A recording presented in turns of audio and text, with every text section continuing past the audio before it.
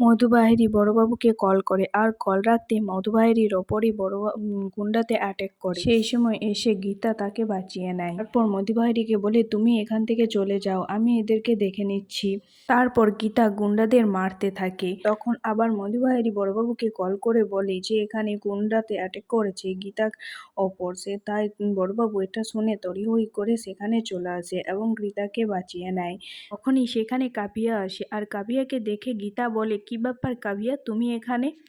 কাভিয়া বলে কিছু না, এমনি এসেছিলাম। গীতা বলে তুমি এদিকে কেন এসেছিলে? এদিকে তো মধু রে ভাই, এটা তো তুমিই বলেছিলে তাই না?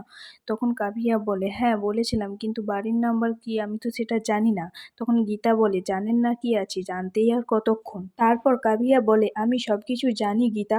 গীতা বলে কি জানেন? যে তোমার বাপের বাড়িতেও ঠাঁই হয়নি, এমনকি শ্বশুরবাড়ি থেকেও তাড়িয়ে দিয়েছে। এই অবস্থায় তুমি কোথায় যাবে গীতা? তুমি আমার সাথে চলো আমাদের বাড়ি। গীতা বলে না কাভিয়া, এটা হয় না, আমি যাব না। তারপর কাভিয়া বলে আমি জীবনে অনেক পাপ করেছি, আমার পাপের প্রায়শ্চিত্ত করতে দাও, তুমি চলো আমার সাথে আমার বাড়ি। তখন গীতা কাভিয়ার সাথে তাদের বাড়ি চলে যায় আর পদ্ম গীতাকে দেখে অবাক হয়ে যায়, বলে উকিল দিদিমণি তুমি এখানে? তখন গীতা বলে হ্যাঁ আমি। তারপর গীতা পদ্মকে চোখ ইশারা করে আর তখনই সেখানে কৃপান আসে আর কৃপান বলে ভয় পেও না, আমি আর আগেকার কৃপান নেই, এখন আমার একটা সংসার হয়েছে, আমার উপর এখন অনেক দায়িত্ব, আমি আগে যা কিছু হয়েছে সবকিছু ভুলে গেছি, তুমি এখন আমাদের বাড়িতে নিশ্চিন্তে থাকতে পারো, কারণ স্বস্তিক এখন এই পৃথিবীতে নাই। তাই স্বস্তিকের স্মৃতিটুকু আছে আর স্বস্তিককে আমার দিদি